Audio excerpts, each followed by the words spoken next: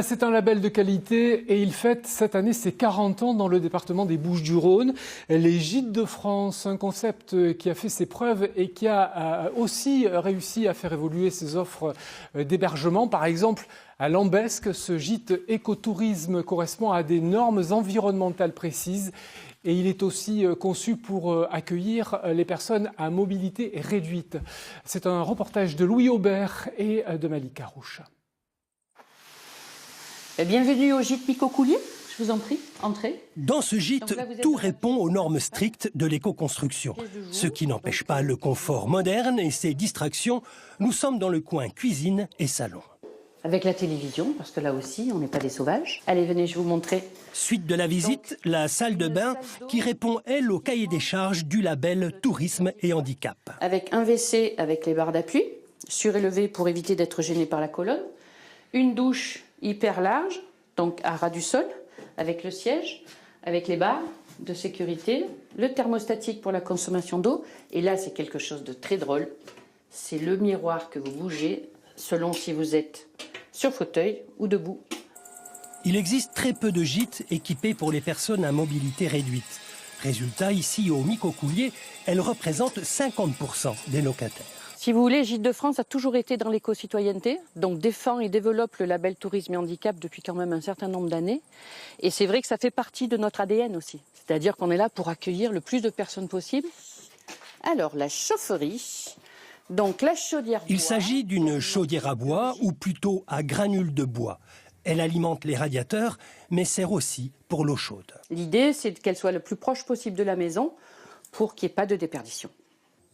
Au Micocoulier, rien ne se perd, tout se transforme, y compris les eaux usées de la fosse septique. Et là, en fait, sur la zone d'épandage, les propriétaires, on se met une prairie fleurie.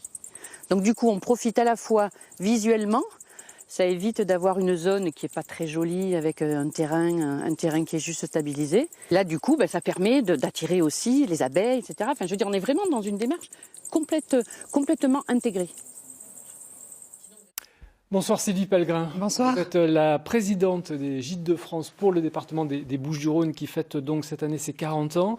Aller chez l'habitant, c'est ce qui a fait le succès des Gîtes de France. C'est toujours une demande qui correspond aux attentes des voyageurs ? De plus en plus. Et je pense que c'est ce qui motive vraiment notre clientèle, c'est le contact et la relation humaine avec nos propriétaires. Et la concurrence ? Alors, je pense à Airbnb, à toutes les nouvelles formes, effectivement, d'hébergement. Oui, alors, Airbnb, c'est d'abord une plateforme commerciale collaborative.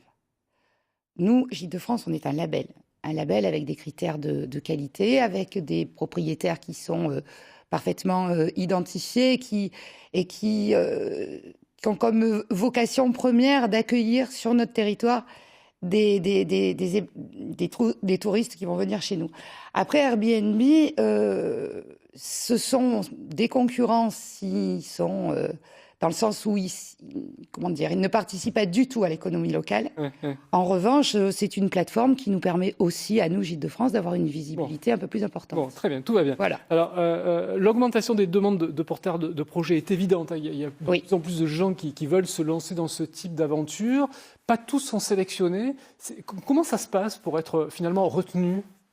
Pour être retenu Gîtes de France Il y a une inspection, il y a un cahier des charges à respecter, vous allez voir sur place. Alors évidemment, on va voir sur place, mais on commence en amont, c'est-à-dire avec effectivement le porteur de projet, il porte son projet, il nous le présente en amont, on est là pour l'aider, si c'est un logement neuf à construire, à faire les travaux nécessaires. On est là pour le conseiller en termes d'aménagement mobilier, décoration, etc. Et évidemment, il y a un cahier des charges... de grille de classement, en fait, qui correspond à une classification en EPI. Alors, parmi les engagements, il y a satisfaire aux exigences et aux besoins d'un tourisme d'authenticité. Ça veut dire quoi, ça ? D'authenticité, c'est d'être d'abord respectueux de notre territoire, de nos valeurs locales. Alors, un Gîte de France a la même grille en Bretagne qu'en Provence, à Marseille qu'à Paris. Mais après, c'est ce qui est apporté en plus en termes de conseils sur les visites, les bons plans du propriétaire, évidemment, ils ne vont pas être les mêmes. Et c'est là où le dialogue la connexion entre les propriétaires et les gens de passage est tout à fait. essentielle. Je vais dire que le premier critère d'un propriétaire Gîte de France, c'est l'accueil. C'est le plus important. Chez nous, il n'y a pas de clé dans une boîte aux lettres avec un code pour ouvrir la boîte aux lettres ou les clés sous le paillasson. Le propriétaire est physiquement présent à chaque arrivée et à chaque départ. À l'arrivée pour le conseil et au départ pour savoir si tout s'est bien passé et fidéliser le client pour qu'il revienne sur notre beau territoire des Bouches-du-Rhône. Merci beaucoup Sylvie Pellegrin. Bon anniversaire. Merci d'être venue sur notre plateau. Merci. Allez, on va prendre de la hauteur avec